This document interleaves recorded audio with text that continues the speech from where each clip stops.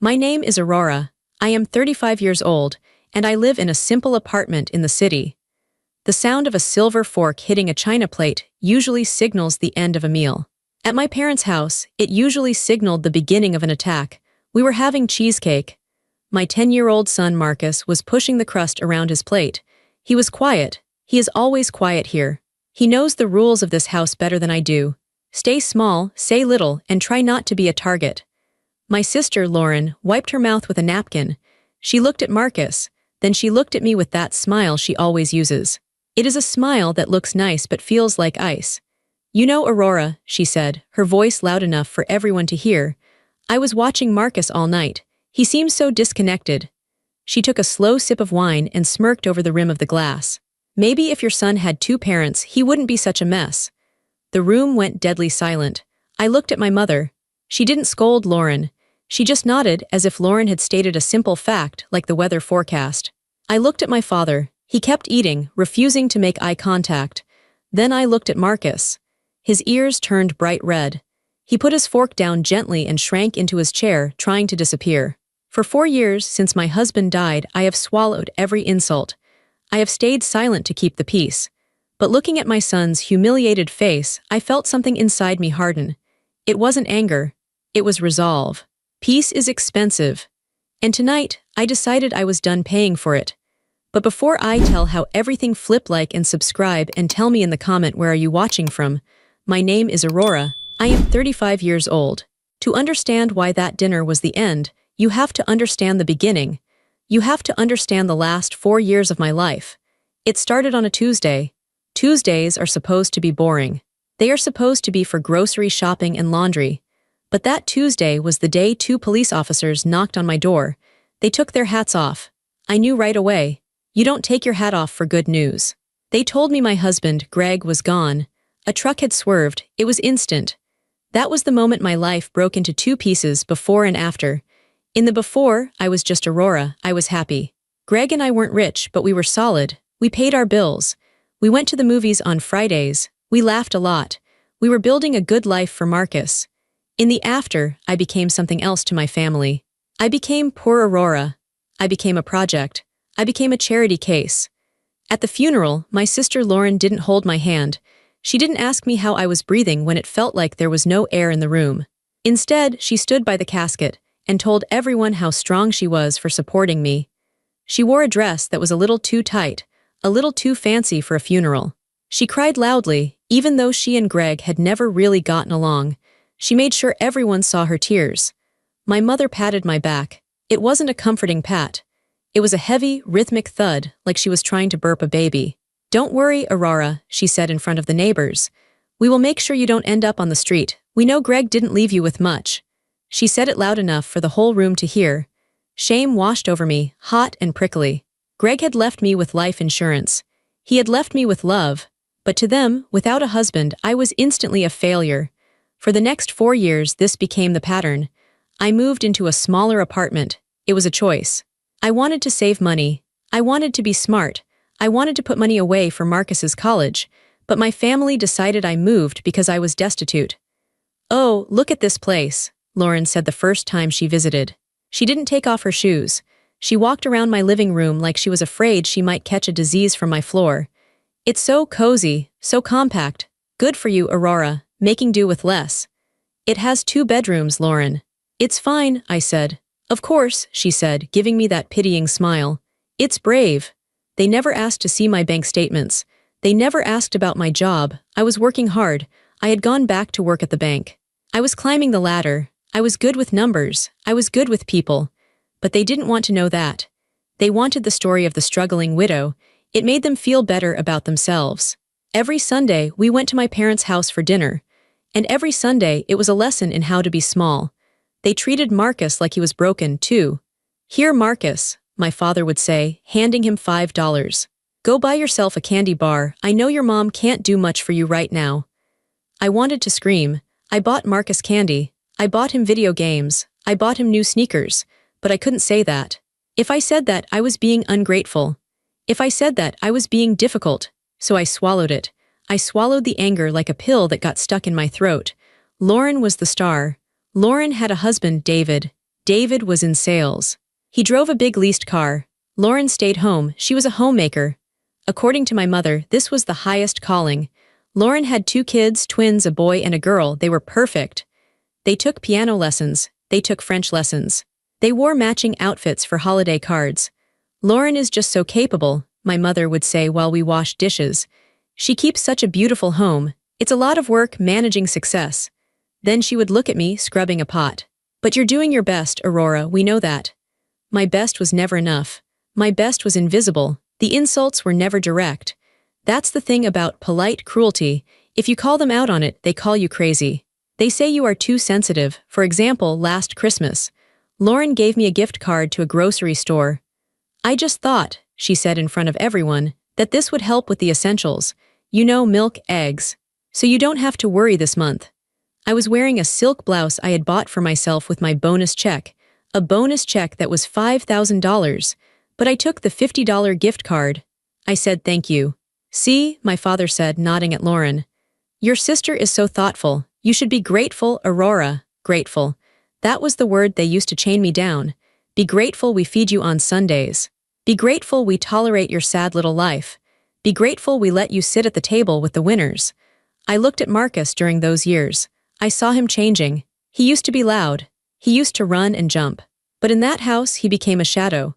He learned that if he spoke, someone would correct him. If he laughed, someone would tell him to settle down. He needs a father figure, David would say, clapping a hand on Marcus's shoulder, a little too hard. Boy needs to toughen up. He's too soft, too much time with his mother. Marcus would look at the floor. He would look at his shoes. It broke my heart every single week. But I kept going. I told myself it was for the family. I told myself that having grandparents was important for Marcus. I told myself that eventually they would see the truth. I was wrong. They didn't want the truth. They wanted the lie. The lie made them feel powerful. The lie made Lauren feel like a queen and me like a peasant. And I let them do it. For 4 long years, I let them do it. Until tonight. The Sunday of the dinner started like all the others, but the air felt heavier. Maybe it was the heat. It was a humid evening. Or maybe it was just my limit approaching, even if I didn't know it yet. We arrived at my parents' house at 5 p.m. sharp. Being late was a sin. Lauren, of course, arrived at 5:15 p.m., but for her, it was an entrance. Traffic was a nightmare, Lauren announced, breezing through the door. She tossed her keys on the side table. She didn't apologize. She just expected us to be happy she had arrived. David followed her, carrying bottles of wine. Expensive wine. Or at least wine with fancy labels. Only the best for the family, David said, booming his voice. He didn't look at me. He rarely looked at me. I was part of the furniture. We sat in the living room first. This was the ritual. We had to sit and listen to Lauren's week. We are exhausted, Lauren sighed, draping herself over the sofa. Just exhausted. We're planning the trip to Italy for next summer, and the logistics are a nightmare. First class is so booked up already. Italy, my mother gasped, clasping her hands. Oh, Lauren, how wonderful. You work so hard, you deserve it. I sat in the corner chair. I sipped water. I had been to Italy 2 years ago. I took Marcus. We went to Rome and Florence. We ate gelato every day. I paid for it in cash. I never told my family. I knew if I told them, they would say I was being irresponsible with my pennies. So I let them believe I had gone camping. Aurora, Lauren said, turning to me. I can probably bring you back a souvenir, maybe a keychain or something. That would be nice, I said. My voice was flat. Then we moved to the dining room. The table was set with the good china. My mother had made a roast. It smelled rich and salty. The conversation continued to revolve around Lauren. Her twins, Sophie and Liam, were not there. They were at a leadership camp. They are just thriving, Lauren said, cutting her meat.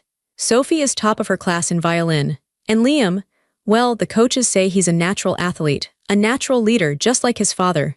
David beamed. He chewed with his mouth open just a little. Genes, babe. It's all genes. Then the focus shifted. The spotlight moved from the golden children to the problem child, to Marcus. Marcus was sitting next to me. He was eating quietly.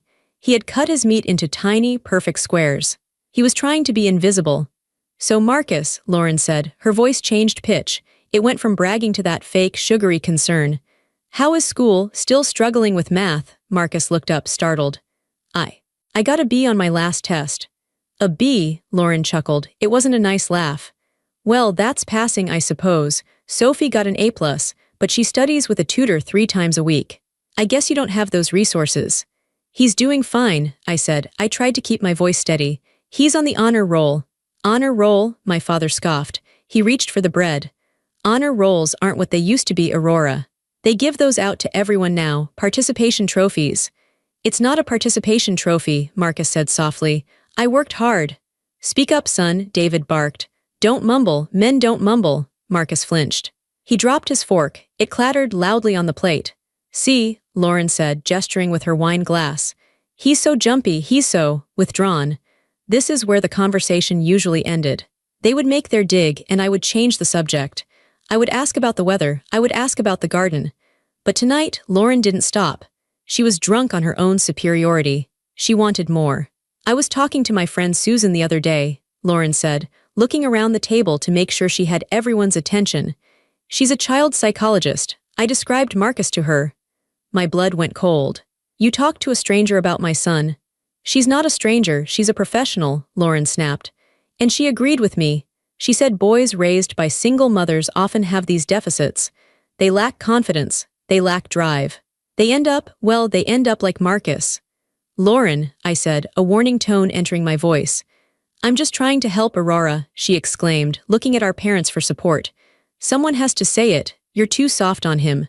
You're babying him because you feel guilty about Greg. That is enough, I said. Is it? Lauren leaned forward. Her eyes were cruel. Look at him, Aurora. He can't even look me in the eye. He's 10 years old and he acts like a frightened rabbit. Maybe if your son had 2 parents, he wouldn't be such a mess. That was the moment. The room went silent. My mother nodded. Lauren is just concerned, Aurora. She wants what's best. My father kept eating. Marcus looked at me. His eyes were wide. They were wet. He looked like he was waiting for me to apologize to them. He was waiting for me to smooth it over. He was waiting for me to accept the insult like I always did. I looked at his plate. He hadn't touched his food since the attack started. Something inside me snapped. It wasn't a loud snap. It was a quiet click, like a lock turning. I put my napkin on the table. I didn't throw it. I placed it gently next to my plate. Excuse me, I said. Running away to cry? Lauren asked, smirking. Go ahead, we'll save you some dessert. I didn't answer. I stood up. My legs felt strong. I wasn't shaking. For the first time in 4 years, I wasn't shaking. I walked out of the dining room. I walked to the hallway where I had left my purse. I wasn't running away. I was getting ammunition. The hallway was cool. I took a deep breath. I could hear them talking in the dining room. She's so dramatic, Lauren was saying. I try to give her advice and she falls apart. It's pathetic, really. She's had a hard time, my mother said, but her voice lacked conviction. But you're right, Lauren. She needs to face reality about that boy. I opened my large tote bag. Inside, nestled between my wallet and a pack of tissues, was a manila folder. It was plain. It was beige. It looked like nothing special. But inside that folder was a nuclear bomb. I had brought it today for a different reason. I had planned to talk to my father privately after dinner. I wanted to show him something about the family trust, but plans change. I picked up the folder. It felt heavy in my hand. I walked back into the dining room. They stopped talking when I entered. They expected me to have red eyes. They expected me to look defeated. I didn't. I looked calm. I felt a strange, cold clarity. I walked to the table. I didn't sit down. I stood at the head of the table between my mother and father. I'm not dramatic, Lauren, I said. My voice was even. It wasn't loud, but it cut through the room like a knife. Oh, please, Lauren rolled her eyes. Sit down, Aurora. You're making a scene. I think you should listen, I said. I placed the folder on the table. I slid it across the white tablecloth. It stopped right in front of Lauren's wine glass. What is this? She asked. She looked at it with disgust. More sketches from Marcus. I don't need. Open it, I said. Lauren looked at David. David shrugged. He looked bored. Lauren sighed an exaggerated theatrical sigh. She opened the folder. The first page was a letter. It had a red stamp on it. Lauren looked at it. She frowned. She squinted, then her face changed. The smirk vanished. Her skin, usually tanned and glowing, turned a pale, sickly gray. What? She started. Her voice wavered. Where did you get this? Read it, I said. She didn't read it. She slammed the folder shut. This is private, she screamed. How dare you, David, she... What is it? My father asked. He put his fork down. Lauren, what is going on? Nothing, Lauren yelled. She put her hand over the folder. It's nothing. Aurora is just snooping. She's jealous. I reached out and flipped the folder open again. I pointed to the document. It's a foreclosure notice, I said. I looked at my parents. Lauren and David haven't paid their mortgage in 3 months. The bank has started proceedings to take their house. The silence that followed was different than before. It wasn't the silence of awkwardness. It was the silence of shock. That's impossible, my mother said. She laughed nervously. Lauren lives in the estates. David is a top salesman. David lost his job 6 months ago, I said. I looked at David. He was staring at his wine glass, his face bright red. He couldn't look at anyone. He was fired for padding his expense reports. Fraud. My father looked at David. Is this true? David didn't answer. He just drank the rest of his wine in one gulp. And Lauren, I continued, keeping my eyes on my sister. You aren't planning a trip to Italy. You maxed out your credit cards 2 months ago trying to keep up appearances. You can't even afford the gas to get to the airport. Shut up, Lauren shrieked. Tears started to stream down her face. Not fake tears this time, real, ugly tears of panic. You don't know anything, we just had a cash flow issue. It's temporary. It's not temporary, I said. I saw the numbers, you are drowning. My mother looked like she was going to faint. But the perfect household, the violin lessons, the clothes. All debt, I said. All bought with money they don't have, to impress you, to make me feel small. I looked at Marcus. He was watching me with wide eyes. He wasn't scared anymore. He looked impressed. You called my son a mess, I said to Lauren.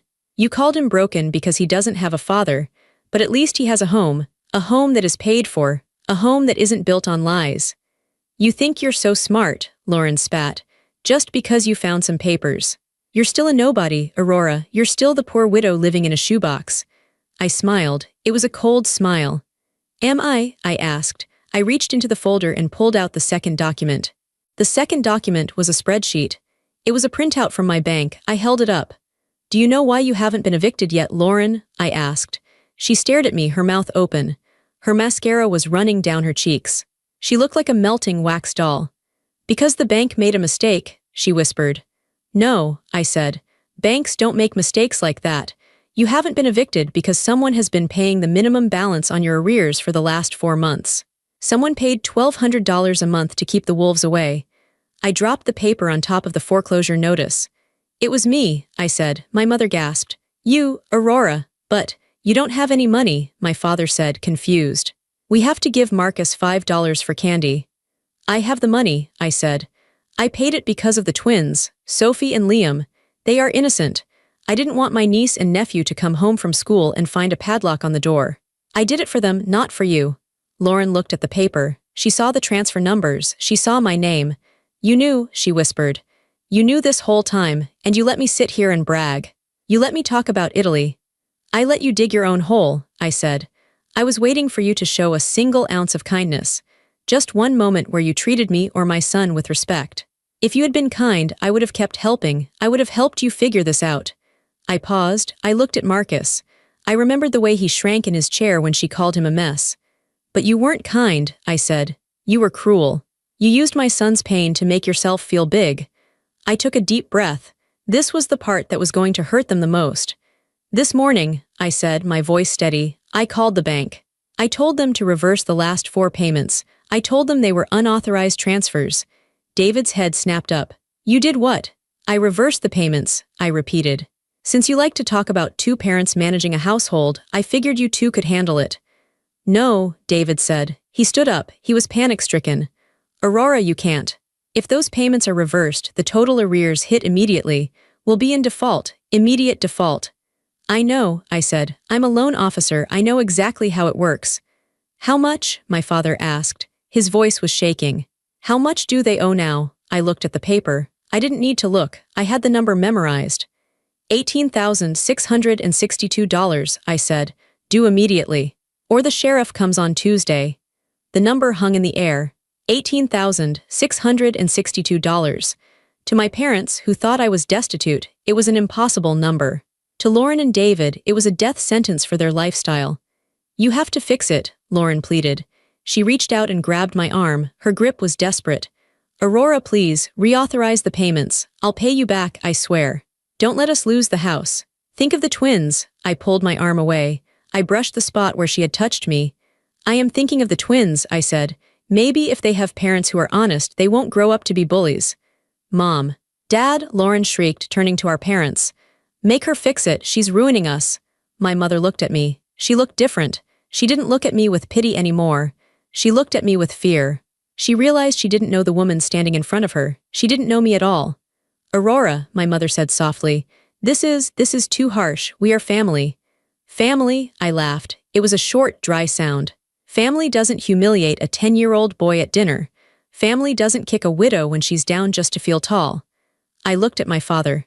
You agreed with her, Dad. You nodded when she insulted Marcus. You let it happen. He looked down at his plate. He couldn't meet my eyes. So don't talk to me about family, I said. The only family I have to worry about is standing right there. I pointed to Marcus. And Marcus, I said, looking at my son, is done being your punching bag. I turned back to Lauren.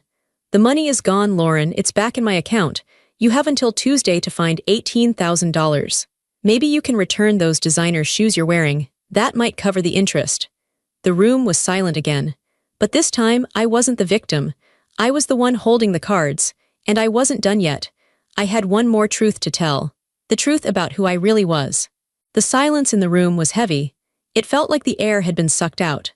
Lauren was still staring at the bank papers, her face pale. David was looking at the floor, defeated. My parents were looking at me like I was a stranger who had just walked in off the street. But I wasn't done. The money was just the beginning. The money was the weapon I used to get their attention. Now that I had their attention, I was going to talk about what really mattered. I turned my back on Lauren and looked at my mother. You are shocked about the money, I said. You are shocked that Lauren is broke and I am the one paying her bills. But you shouldn't be shocked, you should be ashamed. My mother blinked. Ashamed, Aurora, we didn't know. I'm not talking about the money, I interrupted her. My voice was calm, but it felt hot in my throat. I am talking about Marcus.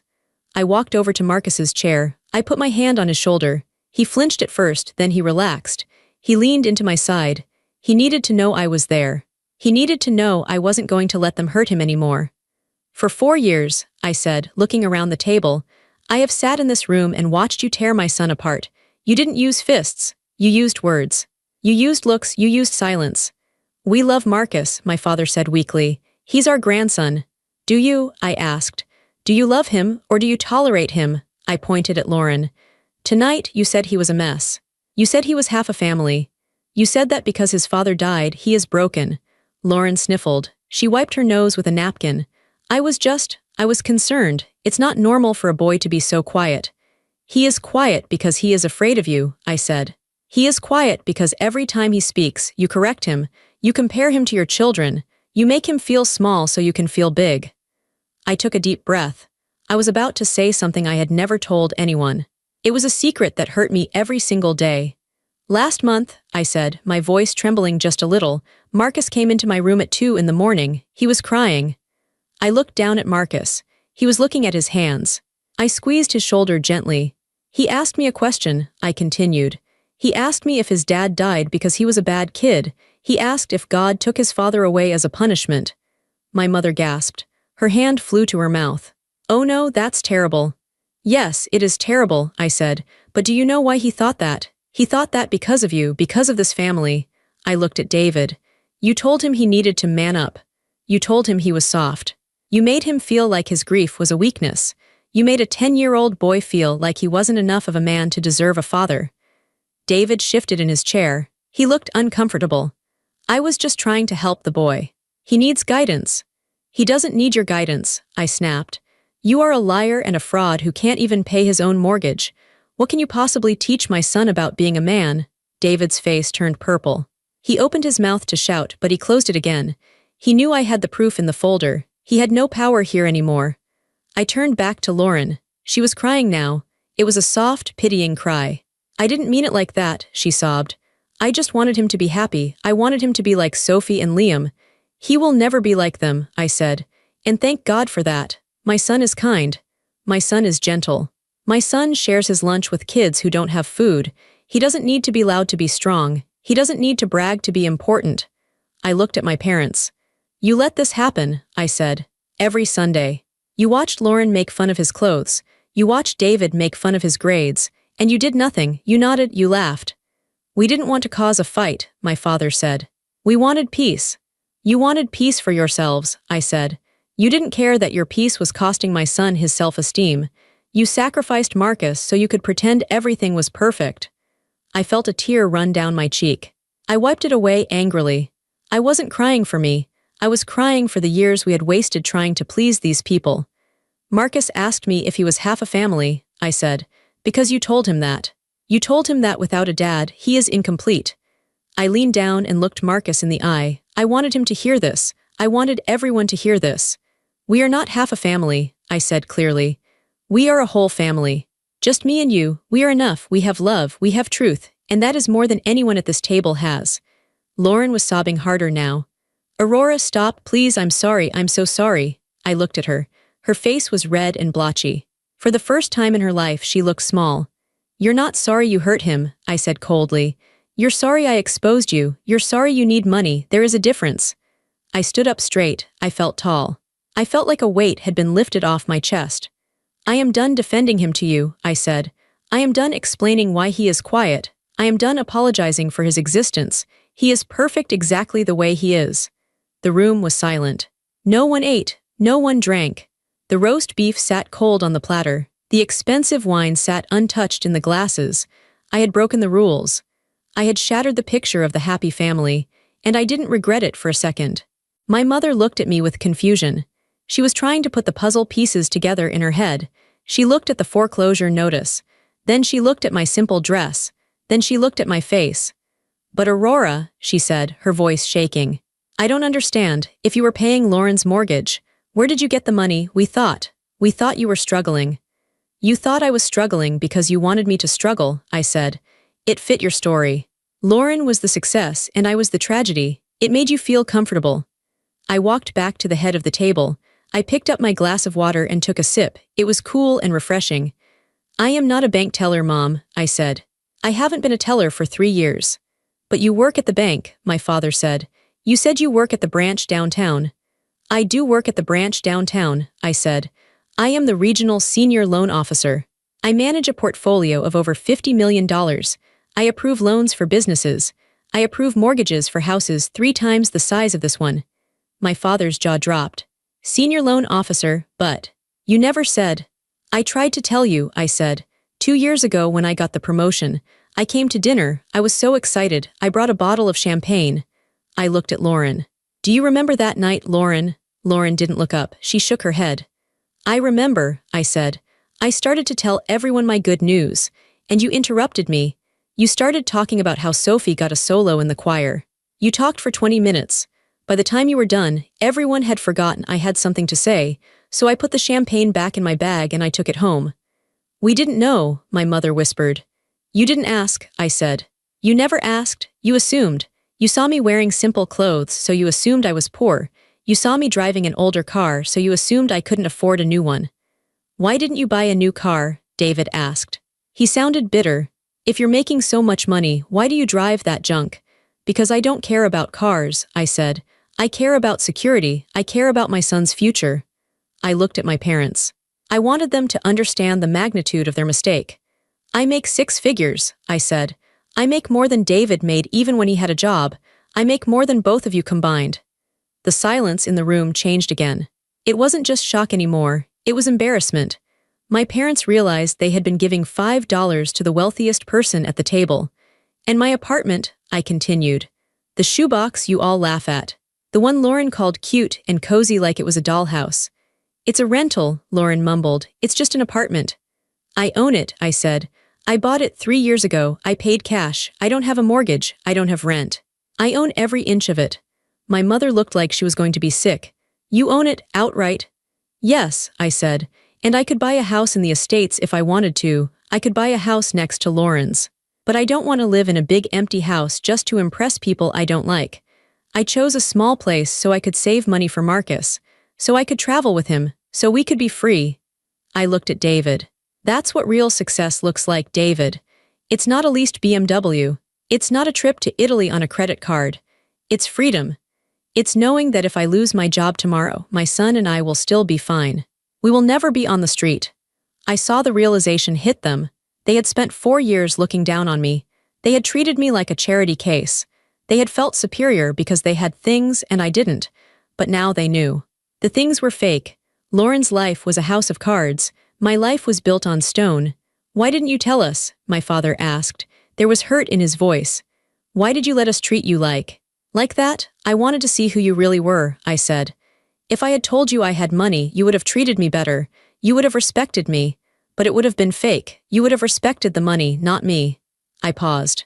I wanted to see if you could love me when I had nothing.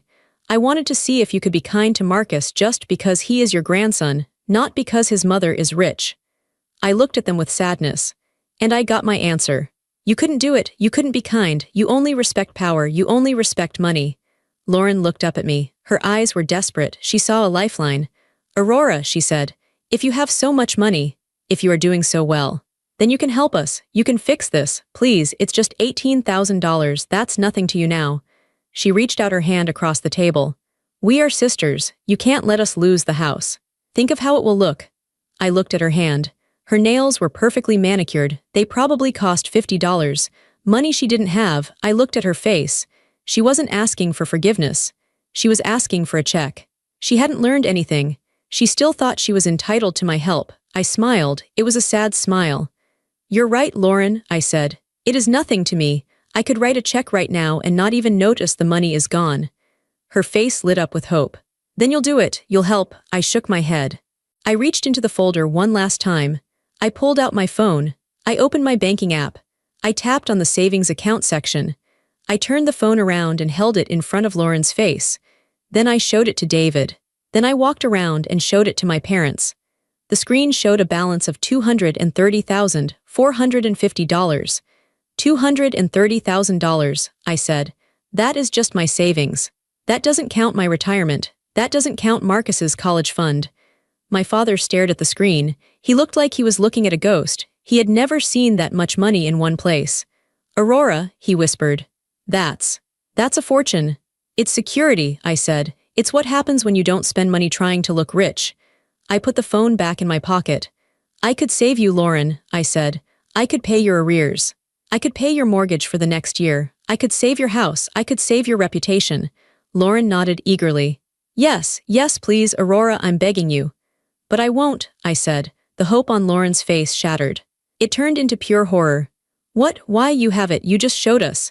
Because my son is watching, I said. I stepped back to Marcus's chair. I put my hands on his shoulders. He felt solid. He felt real. My son is watching me, I repeated. He is learning how the world works. If I pay your bills, if I save you after everything you did to him, what am I teaching him? I looked at Marcus. I would be teaching him that you can be cruel to people and still get rewarded. I would be teaching him that bullies win.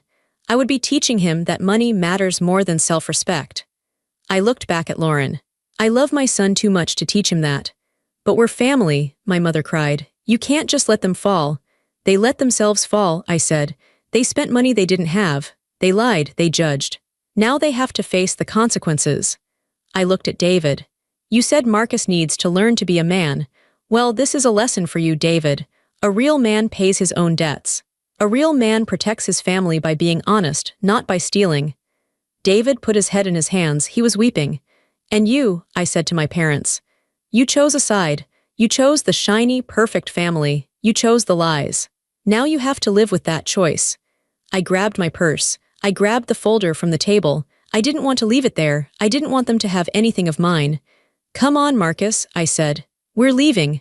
Marcus stood up immediately. He didn't hesitate. He didn't look back at his grandparents. He didn't say goodbye. He just stood by my side, ready to go. Aurora, wait, my father called out. He stood up. He looked old. He looked tired. If you leave, if you walk out that door, don't expect us to welcome you back. It was a threat. It was the same threat he had used my whole life to keep me in line. Do what we say or you are out. I stopped at the doorway. I turned around. I looked at the dining room. It looked like a battlefield. The fancy dinner was ruined. The family was broken. Dad, I said calmly, I'm not waiting to be welcomed back. I'm quitting. Quitting? He asked. I'm resigning from this family, I said. I'm firing you, all of you. You can't do that, my mother sobbed. I just did, I said. We won't be here next Sunday, we won't be here for Christmas, we won't be here for birthdays. I am taking my son, and I am taking my piece, and I am going home. You'll regret this, Lauren screamed. She was angry now, the begging was over. You'll be alone, you'll be a lonely old woman with nothing but your money. I won't be alone, I said. I have Marcus, and I have myself, and for the first time in 4 years I like myself. I opened the front door. The evening air rushed in. It smelled like rain, it smelled like fresh air. Goodbye, I said. I didn't slam the door. I closed it firmly. Click, it was the most satisfying sound I had ever heard. We walked to the car in silence. My car was a 5-year-old Honda. It was clean and reliable. It was parked next to David's leased BMW. The BMW looked aggressive and shiny. My car just looked like a car. I unlocked the doors. We got in. I sat in the driver's seat and put the key in the ignition, but I didn't turn it. My hands were shaking. Now that the adrenaline was fading, my body was reacting. I gripped the steering wheel tight to stop the shaking. I took deep breaths. In, out, in, out. I was afraid to look at Marcus. I was afraid I had scared him. I had never yelled like that before. I had never been so cold. I was afraid he would think I was mean. Marcus, I said softly, are you okay? I turned my head to look at him in the passenger seat. He wasn't looking out the window. He was looking at me. His eyes were bright. There was a look on his face I hadn't seen in a long time. Mom, he said, I'm sorry about all that, I started to say. I know it was loud, I know it was scary, I shouldn't have. You stood up for us, Marcus said. He cut me off. His voice was strong. What? I asked. You stood up for us, he repeated. You told them to stop. I did, I said. I had to, they were wrong. I know, he said, but nobody ever tells them to stop. Aunt Lauren always wins. Grandpa always agrees with her, but today you made them stop. He looked down at his lap. He was twisting the seatbelt strap in his fingers. Mom, he asked. Yes, honey. Is it true, he asked. What you said. That I'm not a mess. My heart broke all over again. I unbuckled my seatbelt and reached over to him. I grabbed his hand. Oh, Marcus, I said, look at me. He looked up. You are the furthest thing from a mess, I said. You are smart, you are funny, you are the best thing that ever happened to me. Dad would be so proud of you, he loved you so much. Aunt Lauren said, his voice trailed off. Aunt Lauren is unhappy, I said. She is unhappy with her life, so she tries to make everyone else unhappy too.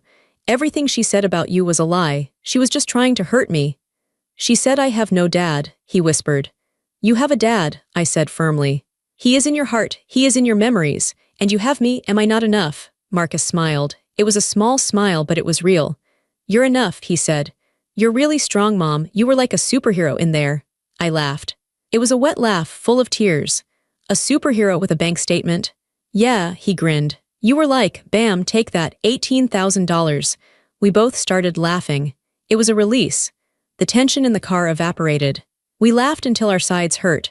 We laughed at the look on David's face. We laughed at the silence in the room. Did you see Grandma's face? Marcus giggled. She looked like she swallowed a lemon. She did, I agreed. She really did. I wiped my eyes. I turned the key. The engine purred to life. Mom, Marcus said as I put the car in reverse. Yeah. Are we really not going back? He asked. Like ever, I stopped the car for a second. I looked at the big house. The lights were on in the dining room. I could imagine them in there, arguing, blaming each other, panicking about the money. Do you want to go back? I asked him. Do you miss them? Marcus thought for a moment. He looked at the house, then he looked at me. No, he said honestly. I always got a stomach ache before we went there. I don't have a stomach ache now. Me neither, I said. My stomach feels great. So we're free? He asked. Yeah, baby, I said. We're free. I backed out of the driveway. I didn't look in the rearview mirror. I put the car in drive and headed toward the main road. The streetlights blurred past us. We were moving away from the toxicity. We were moving away from the judgment. Hey, I said, I'm starving. I didn't eat any of that roast beef. Me neither, Marcus said. It looked dry anyway. What do you say we get a pizza? I asked. A large. With extra pepperoni. And cheesy bread? Marcus asked, his eyes lighting up. And cheesy bread, I promised. And soda on a school night. Yes, Marcus cheered. He pumped his fist in the air. He looked like a 10-year-old boy again. He wasn't withdrawn. He wasn't a mess. He was just a happy kid going to get pizza with his mom. I drove through the night. The road ahead was dark, but for the first time in 4 years, I wasn't afraid of the dark. I knew where I was going. We got home 40 minutes later. Our apartment building wasn't fancy. It didn't have columns in the front. It didn't have a manicured lawn. But as we walked up the stairs, it felt like a palace. It smelled like our home. It smelled like laundry detergent and old books. I unlocked the door. We walked inside. I turned on the lights. The living room was small. There was a TV, a comfortable sofa, and a bookshelf overflowing with Marcus's comics and my novels. "Home sweet home," Marcus said. He kicked off his shoes and ran to the couch. "Wash your hands," I called out. "Pizza will be here in 20 minutes. I walked into my bedroom to change. I took off the dress I wore for my parents. I put on my sweatpants and an old t-shirt. I looked in the mirror. I looked different. My shoulders weren't hunched. My face wasn't tight with worry. I looked younger. I thought about Lauren. Right now, she was probably screaming at David. They were probably looking for things to sell. They were terrified of Tuesday. I felt a twinge of guilt, just a small one. I had the power to stop their pain. I could write that check. But then I remembered the smirk. Maybe if your son had 2 parents, he wouldn't be such a mess. The guilt vanished. I wasn't punishing them. I was letting them experience the reality they had created. I was letting them grow up. I walked back into the living room. Marcus was already setting up the movie. He had picked an action movie, something loud and fun. "Mom, come sit." He patted the spot next to him. I sat down. He leaned his head on my shoulder. "You know," he said, watching the opening credits, "I'm glad you have money." "Yeah," I asked. "Why? Not because we can buy stuff," he said, "but because you don't have to worry. I hate it when you worry." "I won't worry anymore," I said. "I promise." The doorbell rang. It was the pizza. We ate on the floor. We ate right out of the box. We drank soda. We laughed at the movie. It was a simple night. It was exactly the kind of night my family would look down on. They would say it was common. They would say it wasn't proper. But it was perfect. I looked around my small apartment. I realized that my family had been wrong about everything. They thought a big house made a happy family. They were miserable in their mansion. They thought money bought respect. They had no respect for anyone, not even themselves. They thought I was weak because I was alone, but I wasn't weak. I had carried the weight of their judgment for 4 years and I hadn't broken. And when the time came, I protected my son. I looked at Marcus. He had tomato sauce on his chin. He was laughing at a joke in the movie. He looked safe. That was the real win. Not the bank account. Not the look on Lauren's face. The win was this. The win was my son feeling safe in his own skin. I realized I had spent so much time trying to earn their approval. I wanted my mother to say, "Good job." I wanted my father to say, "I'm proud of you." I was never going to get that, and that was okay, because I didn't need it. I was proud of myself. After the movie, I tucked Marcus into bed. "Good night, superhero," he mumbled, half asleep. "Good night, Marcus," I whispered. I kissed his forehead. I walked to the front door of the apartment. I checked the lock. It was a sturdy lock. It kept the bad things out. It kept the good things in. I thought about my parents' house. The door was always open for appearances, but closed to love. My door was locked. Some doors in life don't need to be closed. You can leave them ajar just in case. But some doors. The doors that lead to pain, the doors that lead to people who make you feel small, those doors need to be locked. I turned the deadbolt. Click. I wasn't locking the world out. I was locking my peace in. I turned off the hall light and walked into the darkness, smiling.